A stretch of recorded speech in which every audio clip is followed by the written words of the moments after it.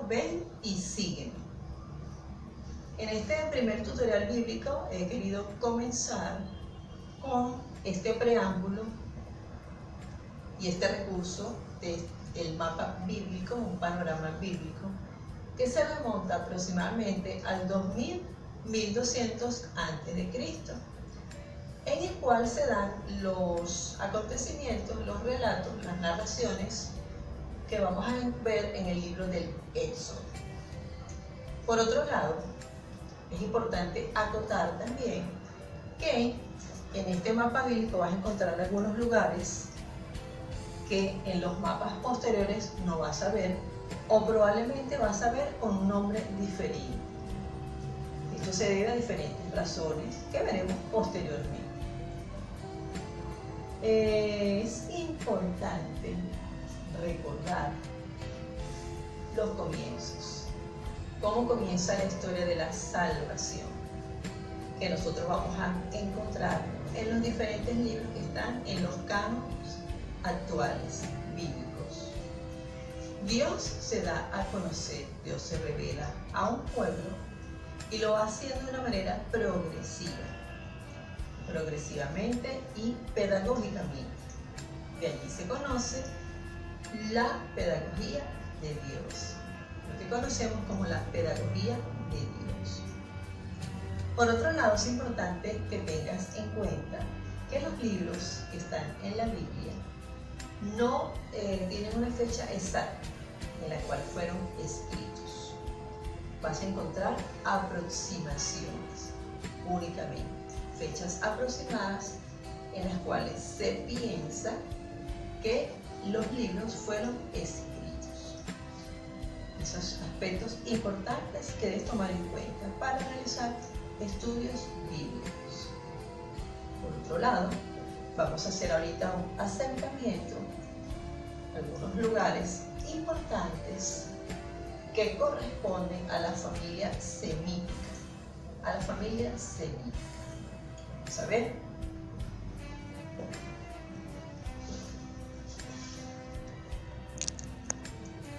Vas a ver entonces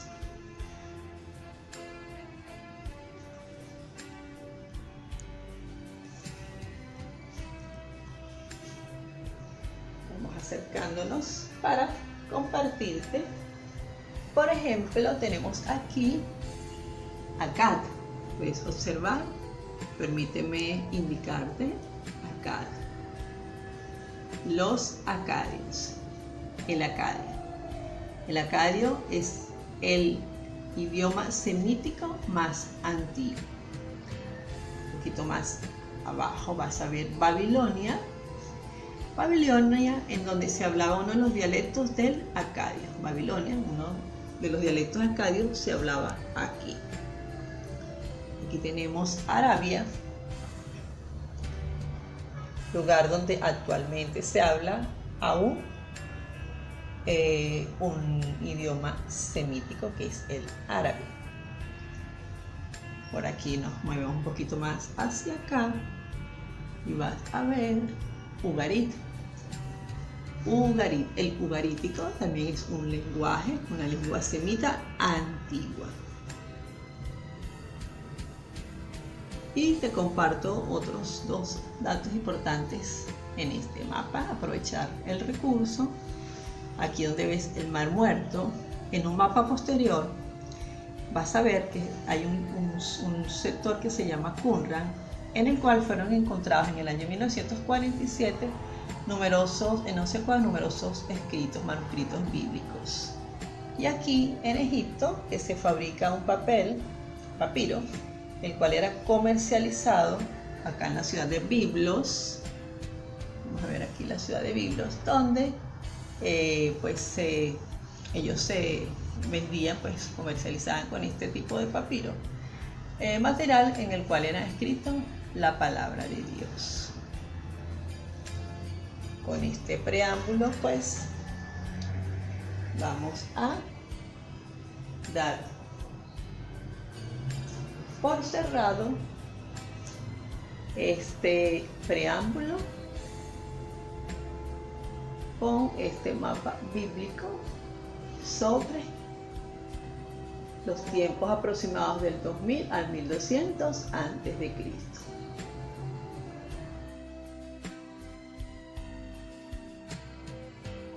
Continuamos con este tutorial bíblico y comparto contigo este versículo tomado del libro de los Salmos.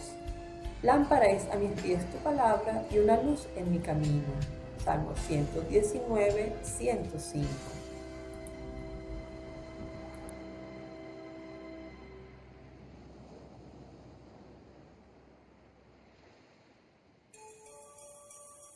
Oremos. Francisco oyó que el etíope leía el libro de Isaías. Entonces le preguntó: ¿entiende usted lo que está leyendo? El etíope le contestó: ¿cómo lo voy a entender si no hay quien me lo explique? Contextualizando esta palabra, reflexionemos. Allá afuera hay un mundo, una cantidad de almas que están sedientas de la palabra de Dios. ¿Eres tú uno de los que explica la palabra de Dios? ¿Eres tú uno de los que anuncian la buena noticia que es Cristo Jesús?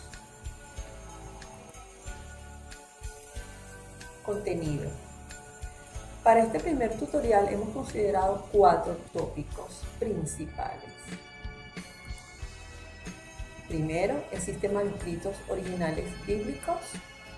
Segundo, ¿cuáles son los manuscritos más antiguos?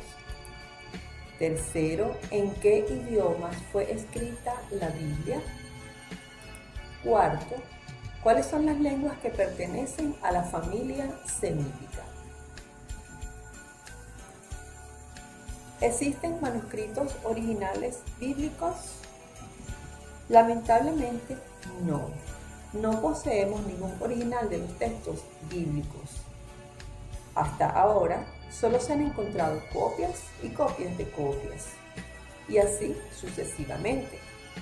Todas fueron hechas a mano hasta la invención de la imprenta por parte de Johannes Gutenberg en el año de 1440. ¿Qué sucede? Al no contar con originales, la exégesis requiere ediciones de sus textos hechos en base a comparaciones de las copias posteriores que poseemos y que están guardadas en museos y bibliotecas especiales. La compaginación de estas copias y la indicación de las diferencias entre ellas, o sea, lo que se conoce como las variantes, y la diferencia entre una y otra se llama variantes, es lo que se conoce como edición crítica. Ya veremos más adelante cuáles son estas ediciones críticas cuando veamos los manuscritos más antiguos de los cuales han sido formadas, por decirlo de alguna manera, las Biblias que tú y yo tenemos actualmente, que consisten en diferentes ediciones y algunas de ellas, por ejemplo, la versión de la Biblia de Jerusalén, cuyo contenido ha respetado bastante bien algunas de estas ediciones críticas. Para continuar, es importante tener una noción de lo que es la exégesis. Y para llegar a la exégesis es importante recordar brevemente quiénes escribieron los libros de la Biblia, quiénes escribieron la palabra de Dios. Partamos de lo siguiente. Si la escribió una persona inspirada por el Espíritu Santo, que es lo que normalmente escuchamos tú y yo, se podría hablar de una autoría dual. Ahora bien, Dios se valió de hombres elegidos que usaban sus facultades, talentos, manera de pensar, manera de vivir, estilo de vida, condiciones sociales, económicas, políticas, entre otras. Por lo tanto, son verdaderos autores de sus respectivos libros, pues al obrar Dios en ellos y por ellos pusieron por escrito todo y solo lo que Dios quería. Esto lo encontramos en un documento del Concilio Vaticano II, la Dei Verbum, capítulo 3, numeral 11. Ahora bien, esta dualidad de autores no significa que en el texto sagrado haya dualidad o disparidad de sentidos literales. Es decir, por un lado, tenemos un sentido divino infalible. Por el otro lado tenemos un sentido humano, bajo el cual se oculta el divino. Podemos decir que todo lo que afirman los hagiógrafos, que así se les llama a los autores sagrados o autores inspirados, lo afirma el Espíritu Santo. Tenemos entonces que la exégesis es una explicación de un texto, no solo bíblico, sino que también lo puedes aplicar a cualquier literatura. Entonces, tenemos una noción de lo que es la exégesis. Te pregunto, ¿hay dualidad de autoría entonces?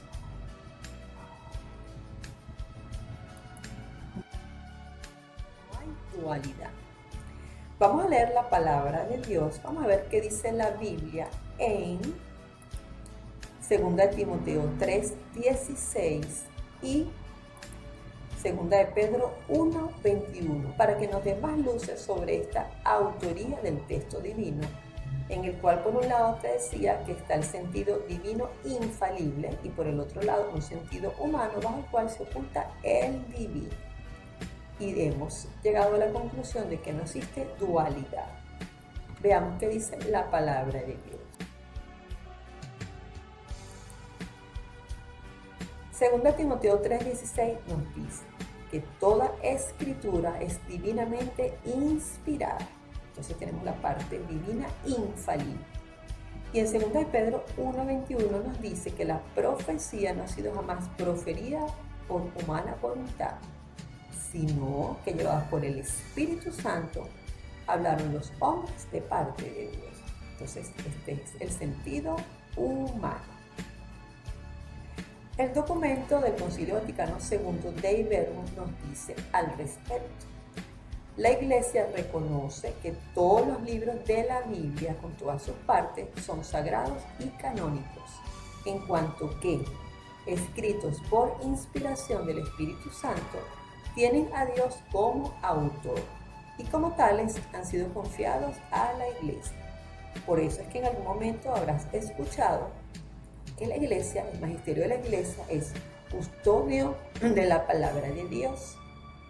El magisterio vela, resguarda, protege, interpreta y da a conocer al pueblo de Dios la palabra inspirada.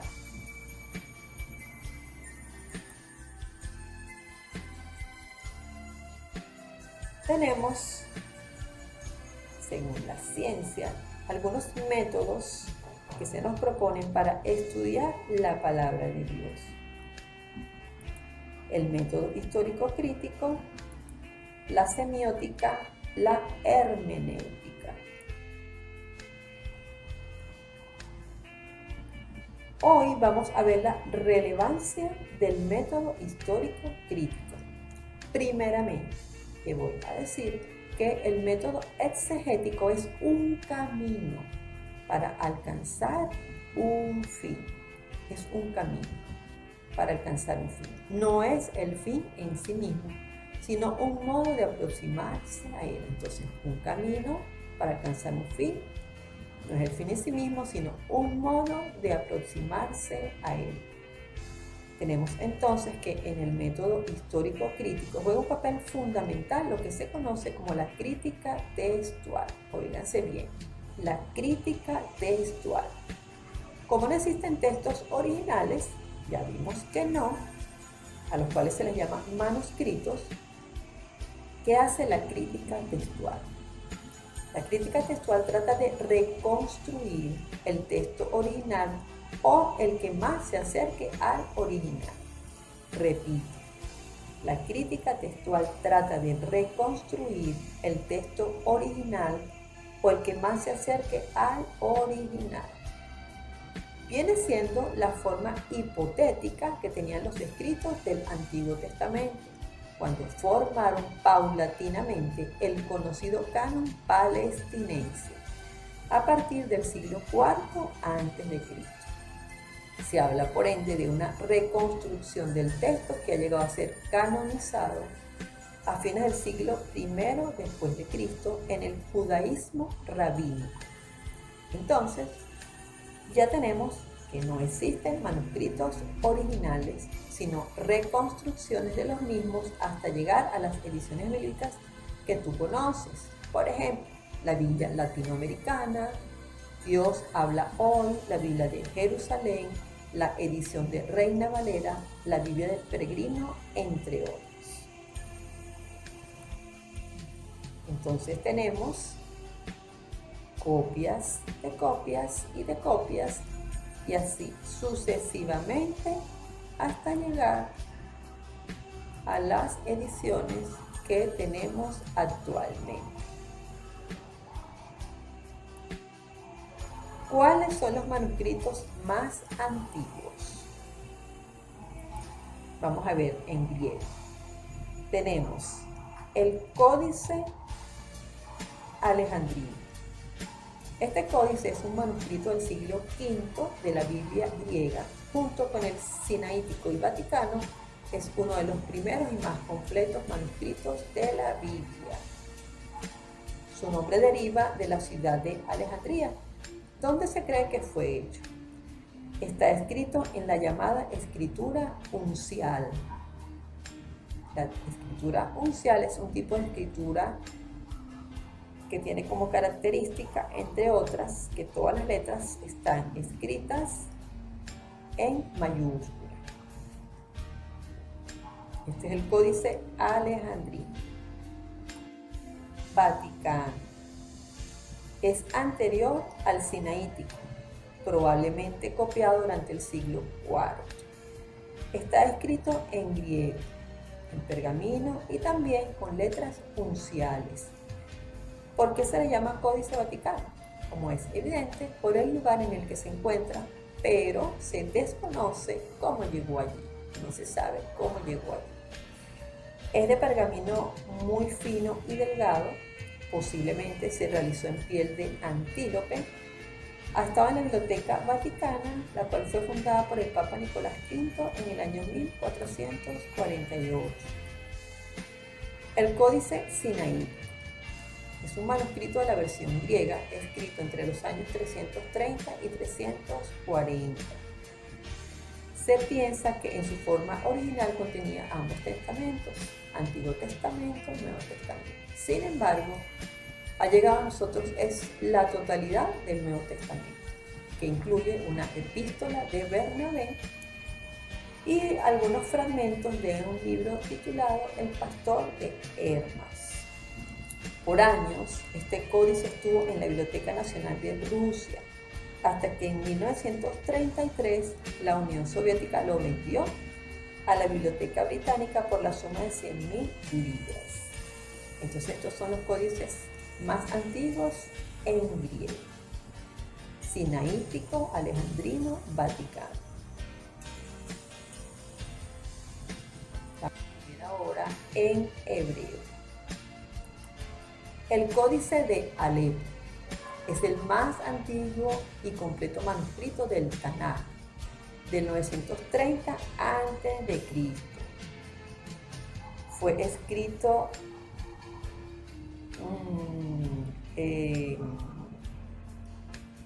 todo lo que es el Tanaj, que es la Biblia hebrea, que contiene lo que se conoce como la Torá, la ley, los libros proféticos y los escritos. Entonces es un acrónimo cuyas siglas significan Tanaj, Nevim, Ketuvim, que en hebreo significa Torá, proféticos, escritos. Tenemos el Códice de Leningrado. Es uno de los más antiguos manuscritos del texto masorético de la Biblia hebraica y la copia más completa disponible. Fue escrito en pergamino y fechado en el año 1008. Vamos a detenernos un momentico aquí en masorético. ¿Qué es esto? ¿Qué significa texto masorético? Surge de los masoras, que fueron un grupo de judíos que se ocuparon después de los escribas de transmitir fielmente y sin alteración el texto normativo, asegurándose de que no hubieran errores y que el texto no cambiara nada. Entonces los masoras, ¿verdad? Los masoretas, a partir del siglo V después de Cristo, inician lo que se conoce como la vocalización de los textos hebreos consonánticos, a través de puntuación de signos colocados debajo o encima de las consonantes. En este momento hubo tres grupos que se dedicaron a realizar esta vocalización, esta puntuación: el babilónico, el palestinense y el tiberiense, de la ciudad de Tiberías. Este fue el grupo que tuvo mayor validez, que alcanzó máxima validez. En síntesis, la Biblia hebrea tiene un texto consonántico desde fines del siglo I después de Cristo, y su puntuación vocálica y acentuación actual, siglo IX y X después de Cristo. Esto es importante para el que está estudiando la palabra de Dios y que busca profundizar y conocerá un poco más. Tendremos un futuro tutorial sencillo sobre el hebreo y el griego. Ya que, por ejemplo, en este caso es importante aclarar, compartirte que el alefato hebreo, así como el abecedario en lengua castellana y el alfabeto en lengua griega, el hebreo solamente tenía lo que nosotros conocemos como consonantes, no existían las vocales. Luego entonces este grupo de masores van a incluir lo que se conoce, como te acabo de compartir, los sonidos vocálicos. Luego veremos por qué sucedió esto. Muy bien. Resulta que en el año 1937 Rudolf Kittel preparó una edición de la Biblia hebraica para la Sociedad Bíblica de Gutenberg, Alemania. Esta fue reemplazada por una nueva Biblia llamada Biblia Hebraica Stuttgartensia, lanzada entre 1967 y 1977 por un equipo de exégetas alemanes y fue publicada por la Sociedad Bíblica Alemana. Obedece sus siglas Biblia Hebraica Stuttgartensia por la ciudad de Stuttgart, ubicada en Alemania. En el año 1984 se imprimió la segunda edición de la Biblia Hebraica Stuttgartensia con introducción, o sea, una novedad, una introducción en alemán, inglés, francés, español y latín. La Biblia Hebraica Stuttgartense y su antecesora, la Biblia Hebraica de Kittel, de Rudolf Kittel, se basaron en un famoso manuscrito del texto hebreo llamado Códice de Leningrado, que ya lo acabamos de ver hace unos breves instantes.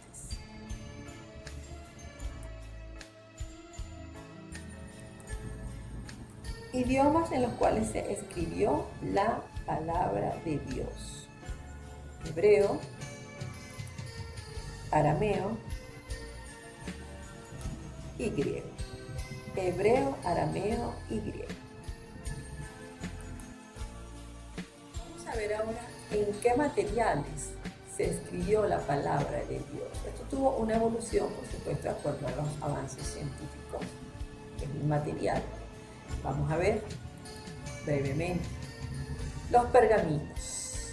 Los pergaminos eran cueros de res, largas tiras de cuero que se enrollaban en 2 cilindros de madera y cada rollo era un libro. Se escribían con plumas de ave untadas en tinta. También se escribieron las antiguas Biblias en papiros, que eran láminas sacadas de una planta egipcia llamada papiro. Los códices, ya vimos códices, ¿verdad? En griego y en hebreo. Vimos que son manuscritos muy antiguos que contienen textos de la Biblia. En el mundo hay más de 1140 manuscritos bíblicos y varios de estos códices son del siglo IV. Los más famosos están en el Vaticano, en Jerusalén y en Londres. En el año de 1859, un señor alemán sabio, Wisendorf, encontró en un antiquísimo monasterio del monte Sinaí unos pergaminos magníficamente escritos donde está todo el Nuevo Testamento y gran parte del Antiguo. Consta de 346 páginas escritas con pluma hace 16 siglos aproximadamente, en mayúscula todo, sin puntos ni comas. Y es el famoso Códice Sinaítico, del cual te hablé hace unos breves instantes también. Tenemos la piedra. En una época muy antigua se escribía sobre piedra, pero pocas solamente. Por ejemplo, las tablas de piedra que tuvo que tallar y pulir Moisés, Éxodo 31, 18. Más tarde, al entrar en la tierra prometida, el pueblo de Israel recibió la orden de alzar piedras brutas y hacer grabar en ellas, con caracteres bien claros, todas las palabras de la ley. Deuteronomio 27, del 2 al 3. Tenemos el cuero. En una etapa posterior, los libros bíblicos se escribieron sobre cuero. Tal es el caso del famoso rollo de Isaías. ¿Recuerdas cuando Jesús entró en la sinagoga y sacó el rollo de Isaías y comenzó a proclamar y a explicar? Fueron encontrados en las cuevas del monasterio de Qumran, a orillas del Mar Muerto. Este rollo tiene una longitud de 6.40 metros y constituye la joya del Museo del Libro de Jerusalén.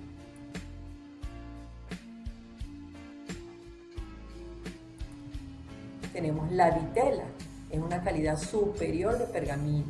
¿Cómo la hacían? La hacían a partir de pieles de animales jóvenes como cordero, cabrito, ternera, preferentemente animales muertos al nacer. Se empleó sobre todo a partir del siglo XIII para los manuscritos de lujo.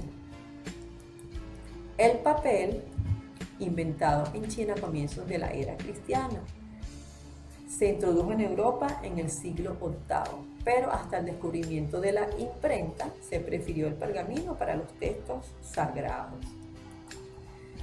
Y la primera Biblia impresa en el año 1455, que fue en latín la Vulgata. Parece que se hicieron 100 ejemplares en papel y 30 en vitela. Para ello se necesitaron 5.000 pieles de cordero.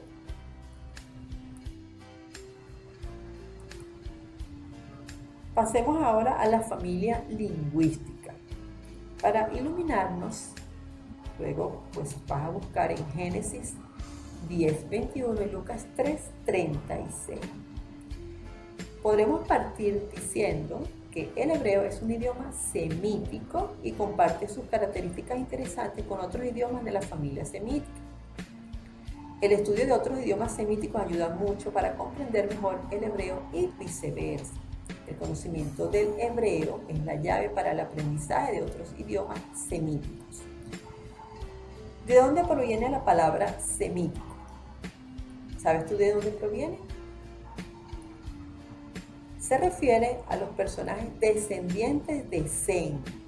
Esto incluye a los árabes y a los judíos. ¿Quién era Sem? ¿Te recuerdan? ¿Quién era Sem? Sem era uno de los hijos de Noé. Y es lo que vas a encontrar en Génesis 10:21, Lucas 3:36.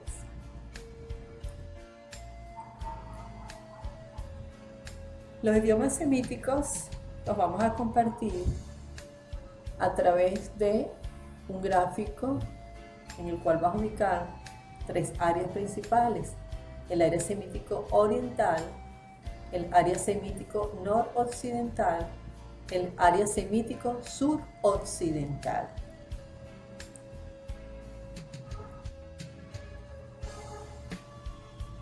El bloque oriental, ubícate en la parte izquierda, donde dice idioma semítico oriental.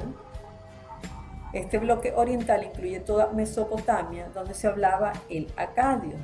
En el sur de Mesopotamia se hablaba el dialecto babilónico del acadio y era llamado así por su centro cultural, Babilonia.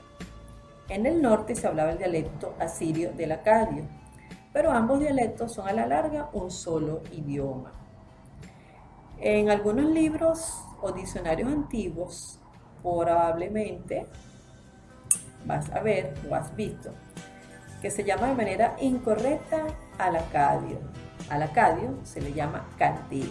Es una manera incorrecta, ya que el nombre del idioma deriva de la ciudad de Akkad, mencionada en Génesis 10:10.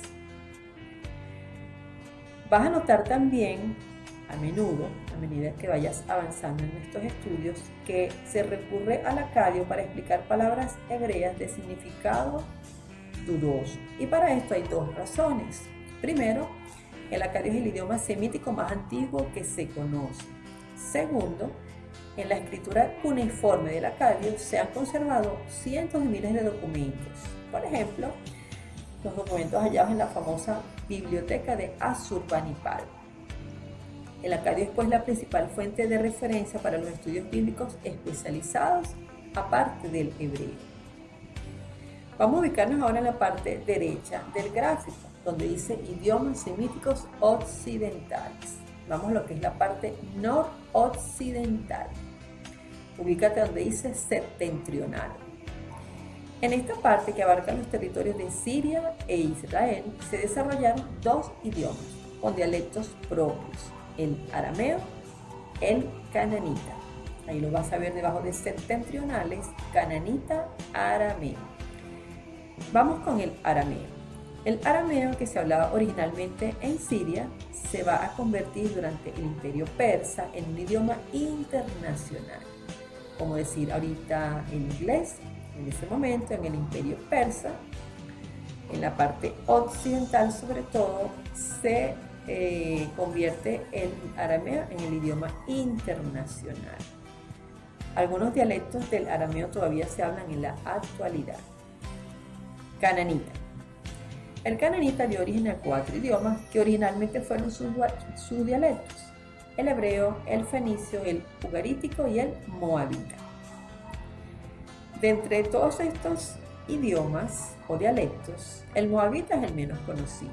En fenicio han sido registrados relativamente pocos documentos, pero en ugarítico han sido conservados muchos documentos del período cananita.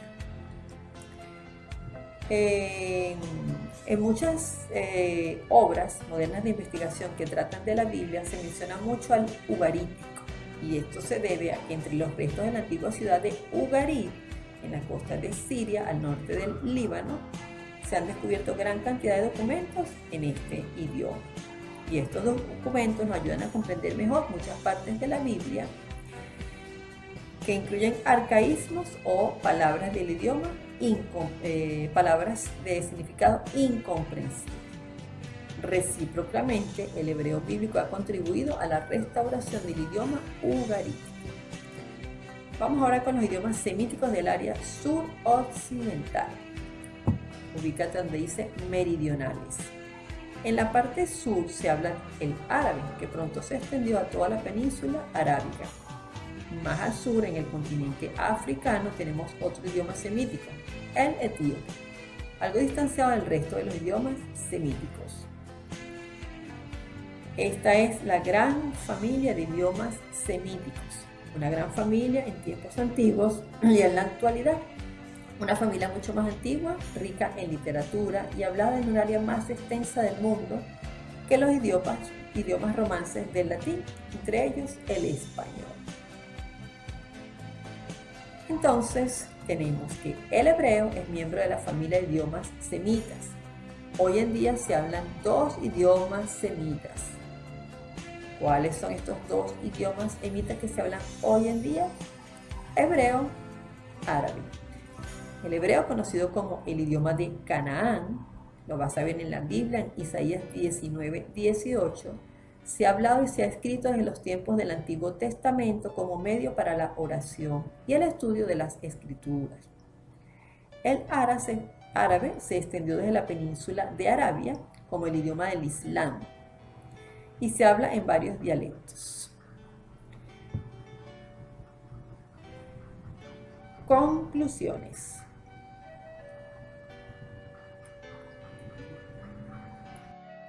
Es importante reflexionar sobre lo siguiente. ¿Para qué necesitamos todo este esfuerzo histórico cuando lo que nos interesa de la Biblia es su fe y sus ideas religiosas?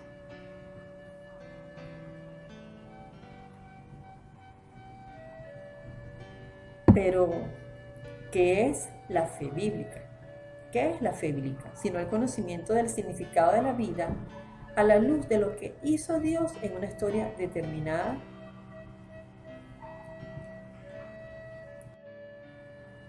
No se da un conocimiento de Dios al margen de los acontecimientos reales del drama humano y de las responsabilidades que el mismo Dios nos ha impuesto. No se da. Por ejemplo, ahorita, con este virus, con esta pandemia del coronavirus, Dios no está al margen de nuestra realidad, de nuestro drama humano. Dios no está al margen de las responsabilidades que Él nos ha impuesto. Todo lo contrario, Dios nos está dando la oportunidad de reflexionar y de reorientar en cuanto a la historia de la iglesia, ya que somos imagen y semejanza de Dios, y en la semejanza se nos da la libertad, la voluntad para decidir obrar el bien, obrar el mal. Dios nos está dando la oportunidad de, a la luz de su palabra, escribir una historia nueva para la humanidad, un cambio, una metanoia, un cambio de vida que contagie, que testimonie positivamente a toda la civilización de Dios y construir juntos, como muy bien decía San Juan Pablo II, la civilización del amor. Por otro lado, la exégesis, esta técnica, corregirá lecturas tradicionales y seguramente se moverán aceptaciones ingenuas, no en el mal sentido, de afirmaciones que puedes haber aprendido desde pequeño, tal vez en la catequesis de comunión, de primera confirmación, en algún grupo de oración e incluso en algún grupo de estudio bíblico. La fe no va a depender de una palabra que se cambia, de un autor verdadero o ficticio de un texto bíblico, de una ubicación histórica distinta de un pasaje, de un término que de repente adquiere otro color o de un agrado de un evangelista. La fe no va a depender de eso. Si aceptamos que los testimonios bíblicos tienen sentido para nosotros hoy, no hemos de temer a la investigación histórica. ¿Por qué? Porque la investigación histórica no se hace para destruir tu fe, no se hace para destruir la palabra de Dios, la Biblia. Se hace para ayudarnos a interpretar la Biblia para nosotros y nuestro mundo actual.